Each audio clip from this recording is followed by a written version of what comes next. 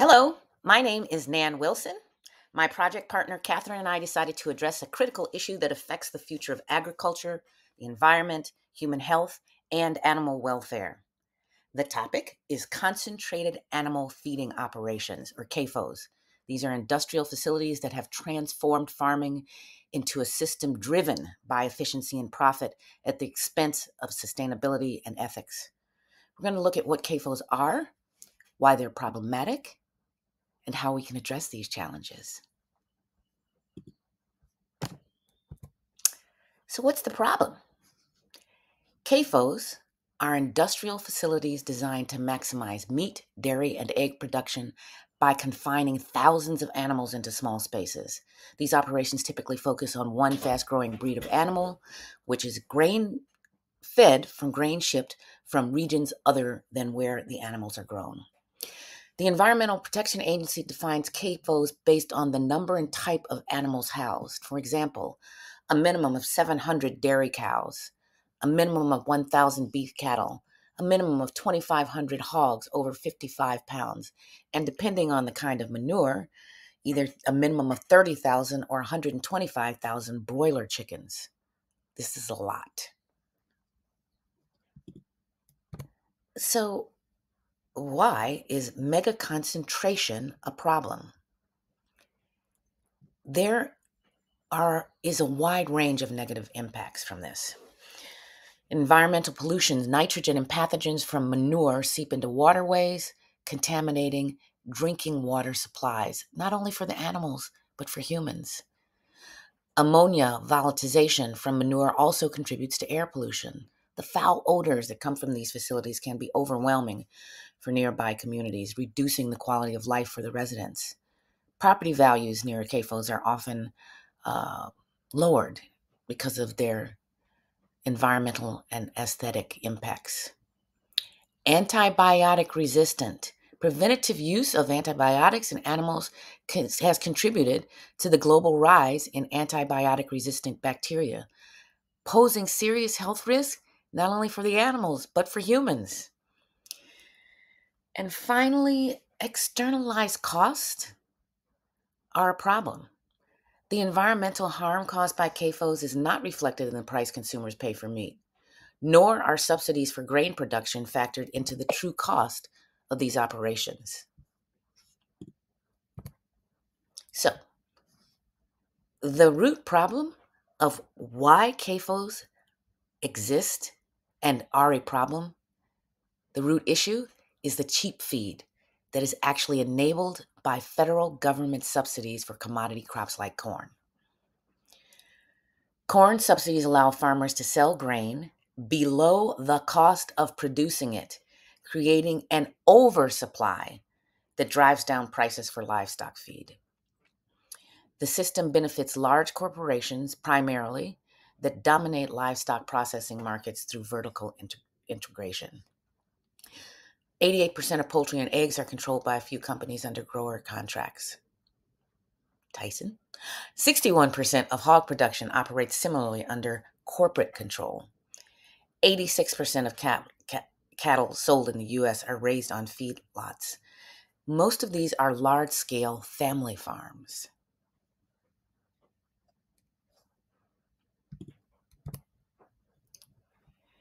The big owners? JBS, it's a Brazilian-based company, is the world's largest meat producer and has a large presence in the U.S. The largest in the U.S., though, is Cargill. Tyson comes in a close third, using a different model from the other two in that Tyson actually contracts with over 4,000 independent farmers and ranchers across the country instead of owning the feedlots.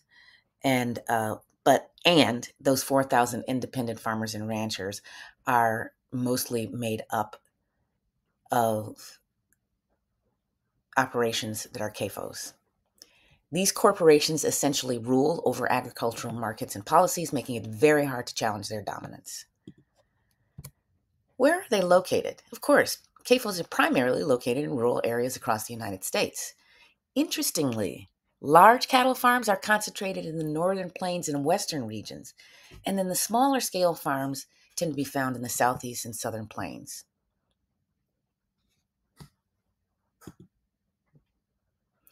What is our intervention? Eliminate corn subsidies entirely.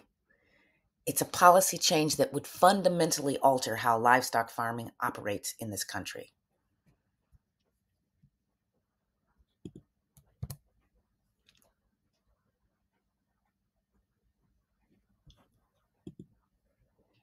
Corn subsidies were originally introduced during the Depression of the 30s, to stabilize crop prices and support farmers during economic hardship.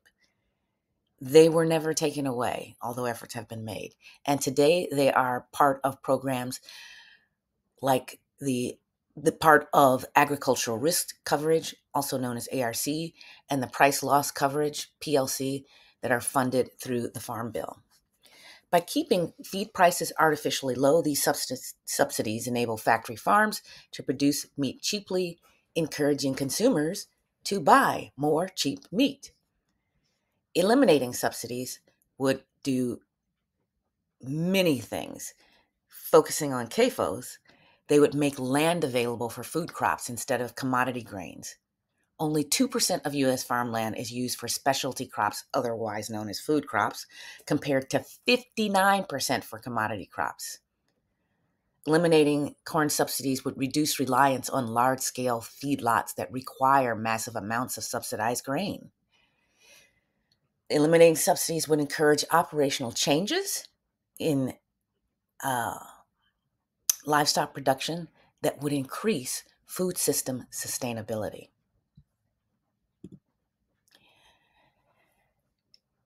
This would not be a simple intervention because it covers many territories and many different operations. And so we suggest a phased out elimination of the subsidies.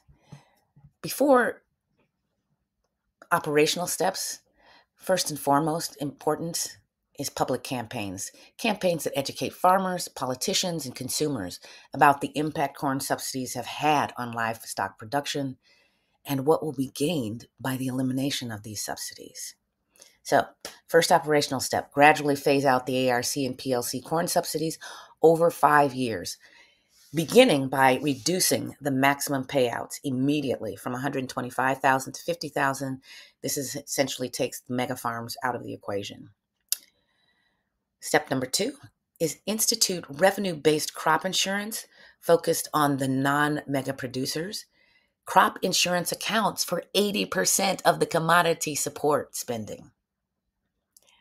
Finally, reallocating the funds from the corn subsidies, maybe not all of the funds, but a good portion to debt relief for small farmers tied to corn production, grants for farmers who transition to non-commodity crops, additional money for the conservation reserve programs that encourage farmers to convert land into native vegetation or riparian buffers, and monies for research targeting cost reductions for food crop production, specialty crop production.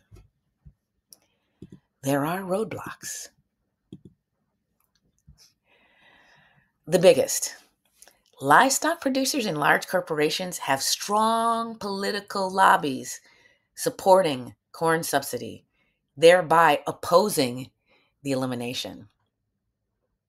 Farmers fear destabilization of their operations without corn production and without those subsidies.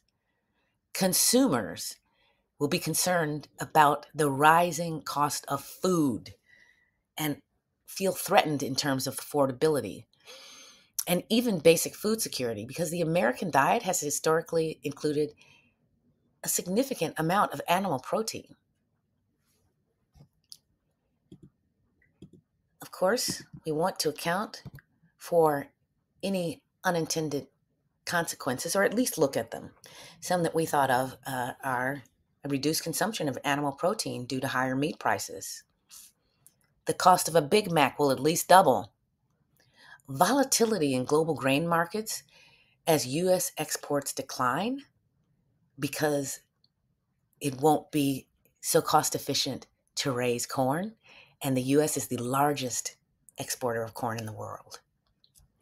Some farms will go out of business during this transition away from subsidized systems. A bipartisan collaboration